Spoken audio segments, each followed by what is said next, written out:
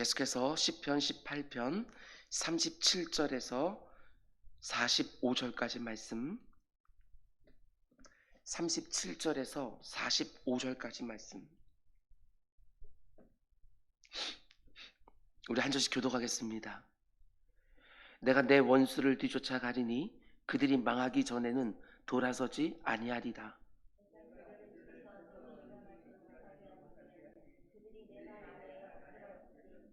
주께서 나를 전쟁하게 하려고 능력으로 내게 띠띠우사 일어나 나를 치는 자들이 내게 굴복하게 하셨나이다.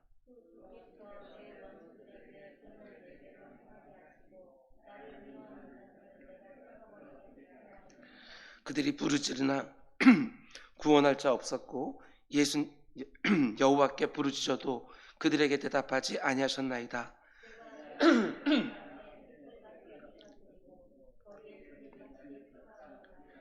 주께서 나를 백성의 다툼에서 건지시고 여러 민족의 으뜸으로 삼으셨으니 내가 알지 못하는 백성이 나를 섬기리이다.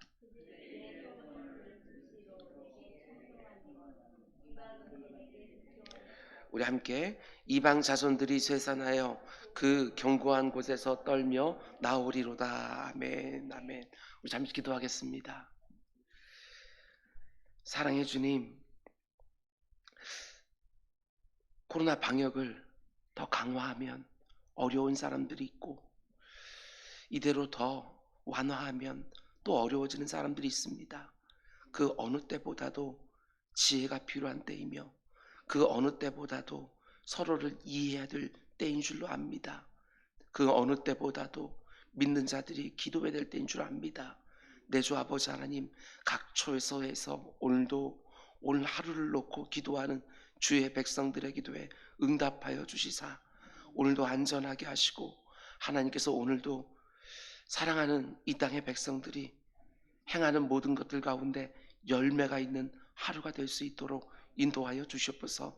말씀으로 하루를 출발합니다.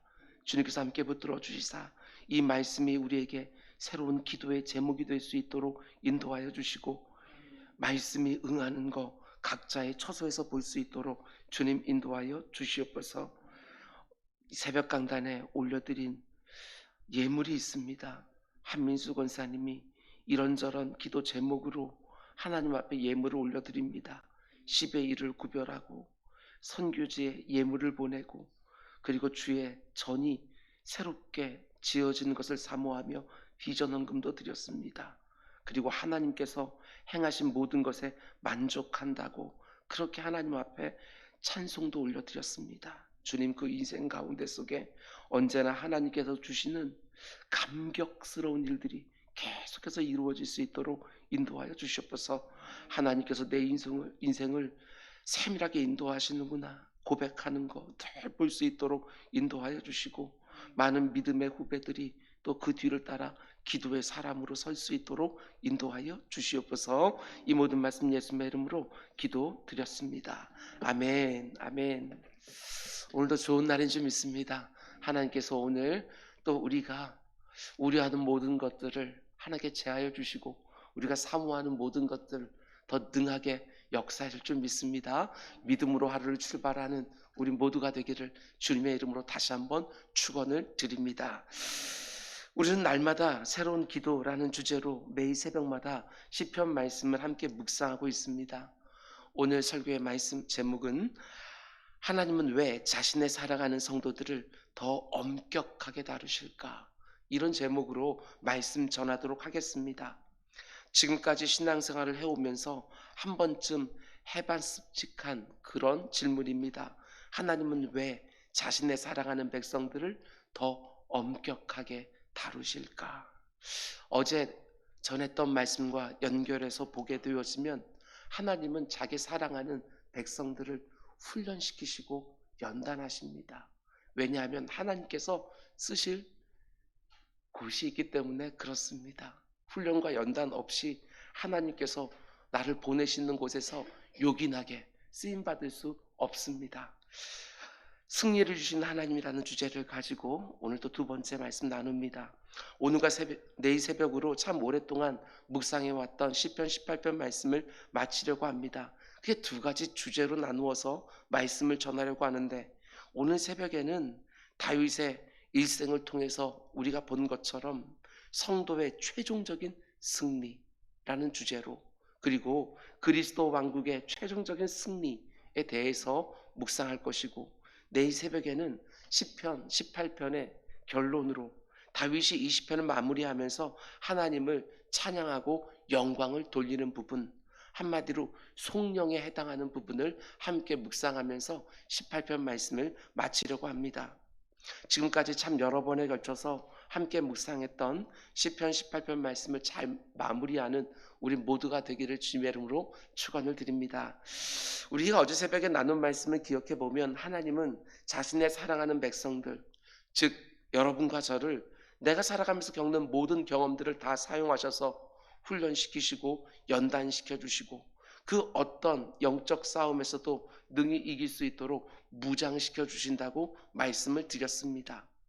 하나님이 자신의 능력으로 우리를 띠띠워 주시고, 우리의 발을 민첩하게, 그리고 아무리 험한 산이라도 빠르게 오를 수 있도록 암사슴 발처럼 만들어 주시고, 우리의 팔을 노탈도 당길 수 있을 만큼 강한 팔로 만들어 주시고, 거기에 너무나 견고한 방패로 하나님이 우리를 전쟁터에서 지켜주시면 우리가 결국 어떻게 되어지느냐, 하나님이 다윗의 일생으로 보여주신 것처럼 참으로 넉넉하고 완전한 승리가 우리에게, 우리 성도들에게 주어진다는 것입니다.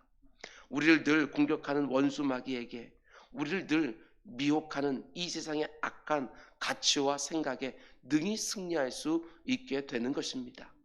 그런데 그 승리를 어떤 승리라고 오늘 본문이 말하고 있느냐, 37절과 38절은 이렇게 말합니다. 내가 내 원수를 뒤쫓아가리니 그들이 망하기 전에는 돌아서지 아니하리라. 내가 그들을 쳐서 능히 일어나지 못하게 하리니 그들이 내 발 아래에 엎드러지리이다. 정말 완벽한 승리 아닙니까? 우리가 하나님의 훈련과 연단을 잘 받고 하나님이 자신의 능력 안에서 우리와 함께 해주시면 너무나 완벽한 승리를 보게 되는 것입니다. 나를 그렇게 괴롭히던 원수들을 이제 내가 공격을 합니다. 그들이 망할 때까지 그 공격을 멈추지 않습니다. 결국에는 내 발 앞에 굴복하는 모습을 보게 되는 것이지요. 여러분, 성도의 최후 승리 믿으십니까? 성도의 결국은 승리입니다. 결코 패하지 않습니다. 우리 주님께서 우리에게 말씀해 주지 않았습니까?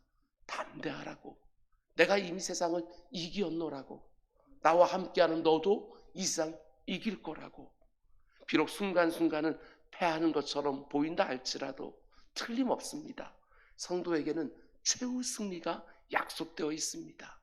우리의 삶은 이 생이 전부가 아니라 저 생도 있습니다.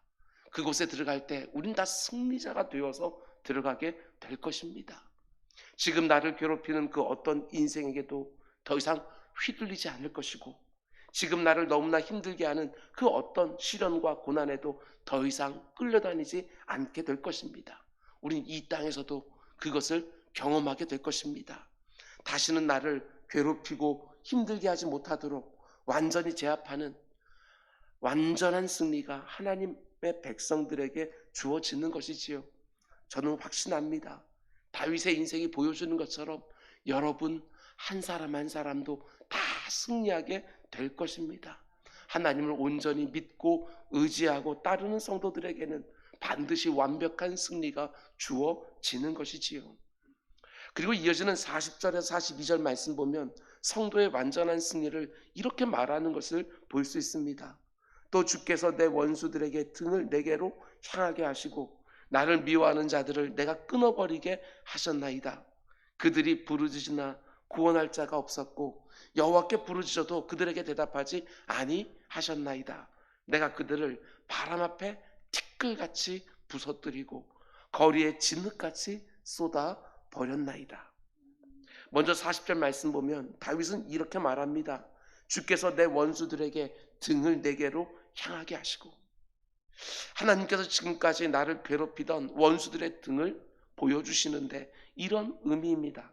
대적들이 패하여 등을 돌리고 도망친다, 이렇게 해석할 수 있겠지만 원문 그대로 번역하면 대적들이 전쟁을 벌이다가 결국에는 항복해서 지금 땅바닥에 다 엎드러져 있는 것입니다.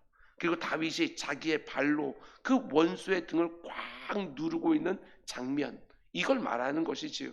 전쟁이 끝이 난 것입니다. 지금까지 다윗을 너무나 고통스럽게 했던 원수들이 지금 자기 발 밑에 있는 것이지요. 하나님이 함께하는 성도들에게는 반드시 이런 순간이 온다. 그리고 41절에서 보는 것처럼 그 원수들이 땅에 바짝 엎드러져 크게 소리를 지르면서 사방을 향하여 도와달라고 소리치지만 그들이 부르짖으나 구원할 자가 없었고 그 어느 누구도 도와줄 사람이 없습니다. 자신만만하게 하나님의 백성들을 괴롭히던 그 대적들이 이제는 너무나도 처량한 상태가 되었습니다. 그와 함께하는 사람들이 이제 더 이상 없습니다. 심지어 그 원수들이 어떻게 하지요? 계속 41절 말씀 보면 여호와께 부르짖어도 그들에게 대답하지 아니하셨나이다. 그 원수들이 하나님에게까지 도와달라고 부르짖는데 그 어떤 응답도 하나님이 해주지 않으십니다. 원수들의 완벽한 패배입니다. 그 어느 누구도, 심지어 하나님도 그들을 도와주지 않으십니다. 근데 이 구절을 볼 때 어떤 느낌이 드는지 모르겠습니다. 37절에서 다윗이 그 원수들이 망하기 전에는 내가 돌이키지 않겠다 이렇게 말하는 것을 보면 다윗이 지금 대적들과 전쟁을 벌이는데 정말 모질게 다루는 것입니다. 그리고 41절에서 하나님이 그 원수들이 부르짖어도 내가 대답해 주지 않을 것이다 이렇게 말하는 것을 보면 하나님도 정말 모질게 그 원수들을 대하시는 것이지요. 여러분, 그런데 원수들이 하나님께 도움을 청하지만 하나님이 그 어떤 응답도 해주지 않는 모습을 보면서 이렇게 생각하시면 안 됩니다. 하나님이 원수들이 부르짖기 때문에 안 들어주신다. 그렇지 않습니다. 하나님의 성품은 그렇지가 않습니다. 우리가 믿는 하나님은 긍휼에 한이 없으신 분이시기에 아무리 악한 자들이라도 언제든지 진실되게 회개하고 자신에게 돌아올 때 다 받아주시고 다 구원해 주시는 하나님이십니다. 지금까지 아무리 악하게 살았다 할지라도 아무리 못되게 살았다 하더라도 하나님 앞에 중심으로부터 회개하고 돌아오는 자들은 다 받아주십니다. 아무리 중한 악인의 회개도 절대로 거절하지 않으십니다. 시편 145편 18절은 이렇게 말합니다. 여호와께서 자기에게 간구하는 모든 자, 곧 진실하게 간구하는 모든 자에게 가까이 하시는도다. 참 귀한 말씀이지요. 여기 보면 모든 자입니다. 하나님은 모든 자의 간구에 응답해 주는 것이지요. 그런데 중요한 게 무엇입니까? 그냥 모든 자가 아니라 진실하게 간구하는 모든 자입니다. 아무리 악한 자라 할지라도 그 악을 진실하게 회개하고 하나님께 간구하면 하나님 그 악한 자의 회개와 간구도 들어주십니다.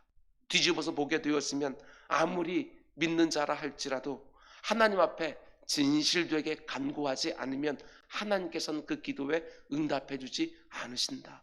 이런 의미가 되는 것입니다. 그냥 간구하는 것이 중요한 것이 아니고 진실되게 간구하는 것. 우리가 잘 아는 아합왕의 경우를 보시기 바랍니다. 북이스라엘의 왕들 가운데 가장 악했던 왕이 바로 아합입니다. 우상들을 세우고 하나님을 대적했습니다. 심지어 하나님을 섬기는 선지자들까지도 진멸하고 죽였습니다. 그럼에도 불구하고 아합 왕이 위기 앞에서 하나님 앞에 진실하게 회개하니까 하나님은 응답해 주셨습니다. 징계하려고 하시다가 그 징계를 유보해 주셨습니다. 그렇습니다. 그 어느 누구든지, 그리고 아무리 일시적인 회개라 할지라도 그 순간에 진실하게 회개하면 하나님은 그런 회개조차도 기뻐 받으시며 응답해 주신다는 것입니다. 그런 면에서 볼 때 하나님이 왜 오늘 본문에서 그 원수들의 부르짖음을 외면했는지를 우리가 알 수 있습니다. 하나님이 아시는 것이지요. 그들의 회개가 진실된지 아니면 겉으로만 꾸며대는 것인지 하나님은 아시는 것입니다. 겉으로 보면 자신의 악함을 회개하고 하나님의 도우심을 간구하는 것 같지만 그들의 속마음은 단지 목전의 위기만 면하고 싶은 것입니다. 그래서 거짓 회개를 하고 있는 것이지요. 만일 그들의 회개가 정말 진실했다면 그 중심을 보시고 아시는 하나님이 용서 안 해줄 이유가 없습니다. 하나님은 악인에게도 긍휼을 베푸시는 분이시다. 지금까지 아무리 악하게 살았다 할지라도 진실되게 회개하면 그 악인도 선대하신다. 십자가 한편에 달렸던 그 강도가 그 마지막 순간에 자기를 뉘우치며 예수님께 자기의 영혼을 맡겼을 때 우리 주님은 그를 천국으로 인도해 주셨습니다. 하나님은 그런 분이셔요. 근데 사실 하나님이 이런 분이라는 게 때로는 우리 성도들의 마음을 상하게 할 때도 있습니다. 아니, 저렇게 악한 놈을 어떻게 용서해 줄 수가 있는가? 아무리 회개했다고 해도 어떻게 저를 받아줄 수가 있는가? 하나님이 그 악한 아하방을 선도해 주실 때 얼마나 신실한 많은 성도들이 당황스러워했을까? 우리는 생각해 보게 되어집니다. 여러분, 우리가 신앙생활 하다 보면 한 번씩 이런 생각이 들 때가 솔직히 있습니다.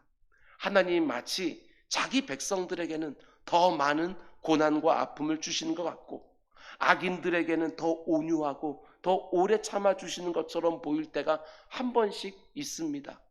하나님이 마치 똑같은 죄를 지어도 악인들에게는 아무런 징계도 안 하시는 것 같고 자기 백성들은 더 엄격하게 더 철저하게 엄히 다루시는 것처럼 느낄 때가 정말 있습니다. 그러나 중요한 게 무엇입니까? 하나님이 정하신 때가 있다. 그것을 다윗의 경우로 보여주는 것입니다. 신문대로 거두게 하시는 때가 있다는 것이지요. 그게 바로 하나님의 공의입니다. 끝까지 진실되게 회개하지 않은 악인들에게 행한 대로 갚아준 하나님의 공의가 있는 것이지요. 오늘 본문이 그것을 선명하게 보여줍니다. 성도의 완전한 승리와 악인의 완전한 패배, 그 순간이 우리에게 있는 것이지요. 여러분, 분명히 기억하시기 바랍니다. 하나님은 자신의 교회와 성도들에게 거룩함을 요구하시고 성령 충만한 삶을 요구하십니다. 하나님을 알지 못하는 사람들에 비해서 훨씬 더 높은 윤리적인 삶을 요구하십니다. 그런 삶을 성도들이 살아가지 못할 때 하나님은 한 번씩 엄히 징계하기도 하시는 것이지요. 사도 바울은 로마서에서 이렇게 말합니다. 하나님을 믿지 않는 사람들은 하나님께서 그냥 유기해 놓으신다. 내버려 놓으신다. 하나님의 관심 밖에 있는 것이지요. 그러나 주의 백성들은 그리스도의 장성한 분량까지 만들어 가십니다. 그래서 우리를 훈련하고 연단시키는 것이지요. 겉으로만 보면 이 세상 사람들보다 성도들이 훨씬 더 높은 수준의 삶을 살아감에도 불구하고 하나님의 회초리가 성도들과 교회들에게 임하는 것처럼 보이기도 하고 똑같은 죄를 지어도 여러분과 저는 하나님이 더 엄히 다루십니다. 왜 이렇게 하십니까? 성도인 여러분과 저에게 하나님의 기대가 있기 때문에 그렇습니다. 여러분과 저를 통해서 하나님이 이 땅 가운데 이루실 일이 있기 때문에 그렇습니다. 특별히 구속사의 관점에서 보게 되어지면 자기 백성들을 통하여 이 땅에 자기 아들의 나라 그리스도의 왕국을 이루기 원하시는 것입니다. 그래서 때로는 고난과 시련의 용광로 안에서 마치 다윗에게 그러하셨던 것처럼 더 엄격하게 연단시키고 훈련시키기도 하시는 것이지요. 물론 하나님 나를 연단하고 훈련시킬 때 내 원수들이 그 모습을 보면서 마음껏 조롱하기도 합니다. 하나님을 잘 믿는다는 게 도대체 무슨 소용이 있느냐? 경험해 보신 분들은 알겠지만 이게 정말 아픕니다. 고난보다도 조롱이 더 아픕니다. 그러나 하나님이 정하신 때가 되면 어떻게 하시느냐? 하나님이 그 원수들을 심판하시는 것이지요. 특별히 누구를 통해서? 그동안 연단되고 훈련된 성도들을 통해서 심판하신다는 것입니다. 본문 42절에서 다윗은 이렇게 말하지요. 내가 그들을 바람 앞에 티끌같이 부서뜨리고 거리에 진흙같이 쏟아 버렸나이다. 지금 시편 18편을 쓰고 있는 다윗의 인생이 이 사실을 아주 분명하게 보여줍니다. 아니, 이게 바로 성경 전체가 보여주는 너무나 중요한 메시지라는 것이지요.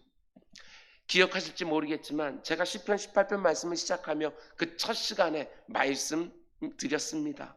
시편 18편 말씀은 메시아 시편이다. 시편 18편 말씀은 메시아 시편이다. 하나님이 다윗 왕국을 어떻게 이 땅에 세워가는지를 보여주시면서 동시에 그리스도의 왕국이 어떻게 이 땅에 세워지는지를 보여주는 메시아적 시편이다. 여러분, 구약에서 다윗만큼 신약의 문을 여시는 예수님이 어떤 분인지 잘 예포해 주는 인물이 없습니다.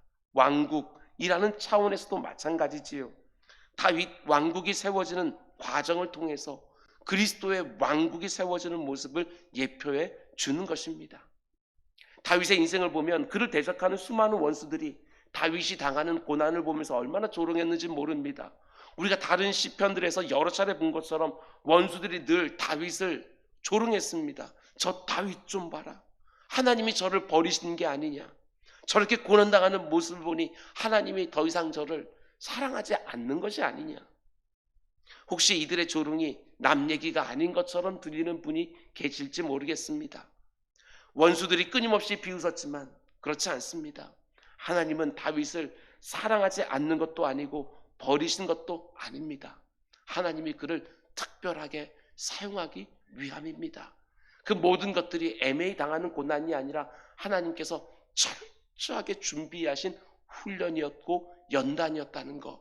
그것을 다윗의 인생을 순간순간 보면 알 수 없지만 그의 인생 전체를 놓고 볼 때에 그것을 알 수 있습니다. 아, 그거 훈련이었고 연단이었구나.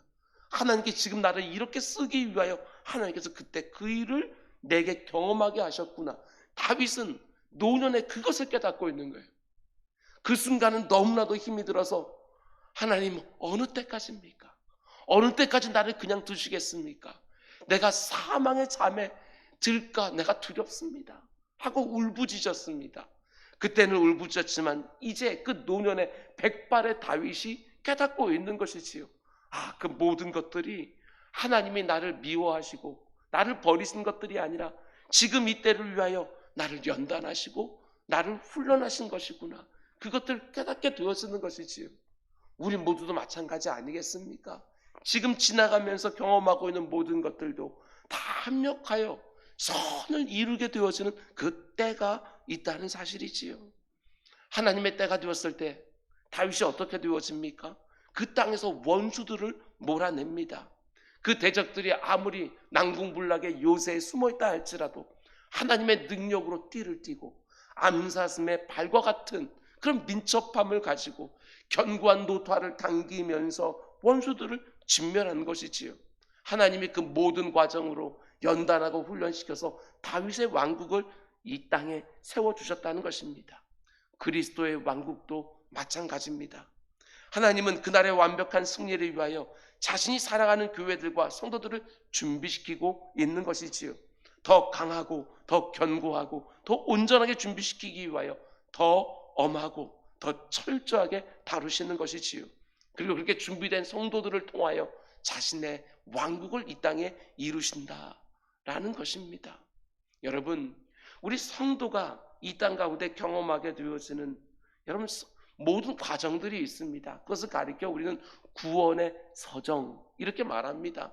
어떤 분들은 9단계로 말하기도 하고 7단계로 말하기도 하지만 여러분 성화가 있고 영화가 있습니다. 성화의 과정 가운데 연단되고 훈련되어지지만 성도의 최후 승리 영화가 있습니다. 내가 예수 그리스도를 닮은 부분이 아직까지 미흡하다 할지라도 어느 순간인지 모르지만 우린 영화의 단계로 들어가기 전에 급격한 변화를 이루게 될 것입니다. 우리 주님 똑같이 닮아있는 모습으로 우리는 그 주님을 얼굴과 얼굴을 대면하여 보게 될 것입니다. 하나님께서는 그래서 우리를 연단하고 훈련하는 것이지요. 누가 봐도 약하고 모자라고 부족한 초대교회 성도들을 하나님께는 부르셨습니다. 그리고 그들을 혹독한 그런 환난 가운데 속에서 연단시키고 훈련시키셨습니다. 그리고 하나님의 때가 되었을 때 어떻게 되지요? 그 어마어마한 로마 제국을 그 엉터리 같은 그 성도들이 뒤집어 버리는 거 우리는 역사를 통해서 보게 되었습니다. 이게 바로 하나님의 방식입니다. 우리 주님께서 불렀던 그 모든 제자들이 다 엉터리 같은 모습 보이지만 결국에는 그 엄청난 위대한 복음의 사도로 다 쓰임받고 순교했던 그 모습처럼 하나님께서는 우리를 연약하게 다루지 않으시고 엄격하게 다루시며 하나님의 위대하고 선하신 역사 가운데 우리를 사용해 주신다. 여러분, 쓰임받는 기쁨이 있습니다. 훈련받고 연단 잘 받으면 쓰임받는 기쁨이 있습니다. 여러분, 훈련 잘 받으시기 바랍니다. 하나님이 나를 이런저런 것을 다 동원하여 연단하고 훈련시킬 때 잘 준비되시기 바랍니다. 앞으로 우리가 어떤 영적 싸움을 싸워야 되는지 알지 못합니다.